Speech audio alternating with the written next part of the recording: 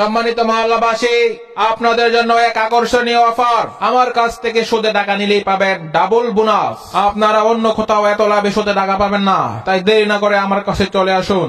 Offer offer offer. সম্মানিত মহল্লাবাসী, প্রিয় মুসল্লি ভাইয়েরা, কিরে এটা আমাদের মসজিদের ইমাম সাহেব মনে হইতাছে না? হ্যাঁ, এর তো মনে হইতাছে। দাঁড়া, হুজুরে বাড়াবাড়ি করতেছে, আজকে দেখাইতেছে বেটার মজা। আমার কাছ থেকে সুদে টাকা নিলেই পাবেন। কিরে হুজুরে মাইক দিয়ে ইডি কি কয়? দাঁড়া, আমি যে দেখেই যাচ্ছি।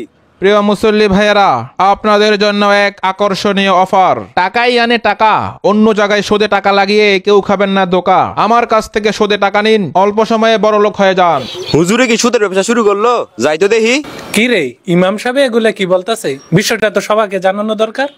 কিরে এই হুজুরে এগুলো কি শুরু করছে? ভাই আমরাও দেখতাছি, তাই হুজুরের পিছে পিছে আরতাছি। আচ্ছা ঠিক আছে, চল তো হুজুরের পিছনে যাই, দেখি মানে কি করে। এই ইমাম সাহেব, এই ইমাম সাহেব, এই দাঁড়ান। এই হুজুর, এই আপনি এগুলো কি শুরু করছেন? আর আপনার ডাকতেছি শুনেন না কেন?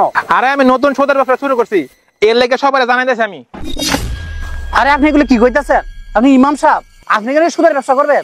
আরে সমস্যা নাই, ইমাম সাহেব সুদের ব্যবসা করুন যায়। আপনি এগুলো কি বলতেছেন? আপনি কিন্তু বেশি বাড়াবাড়ি করতেছেন। সুদের কারবারি করবেন, আবার মসজিদও থাকবেন। কোন সুদখোর ব্যক্তি তো মসজিদের দায়িত্বে থাকতে পারে না। তাইলে মনে হয় সভাপতি হতে পারে। আমি একজন ইমাম সাহেব মানু, আমি সুদের ব্যবসা শুরু করছি, এটা আপনাদের সহ্য হইতেছে না। অথচ আপনাদের মসজিদের সভাপতি যে সুদ খায়, এটা নিয়ে আপনাদের কোনো মাথা ব্যথা নাই। শোনেন, কোনো কিছু হারাম হইলে শুধু ইমাম সাহেবদের জন্য হারাম না, এটা সকল মানুষের জন্য হারাম। শোনেন একটা কথা বলি, ইমাম সাহেবের দোষগুলা যেভাবে দূরবীনটা খোঁজেন, সমাজের প্রত্যেকটা মানুষের দোষ যদি ওইভাবে খুঁজতেন, তাহলে সমাজে আর এত অন্যায় হয় না, সমাজ ঠিক হয়ে যেত।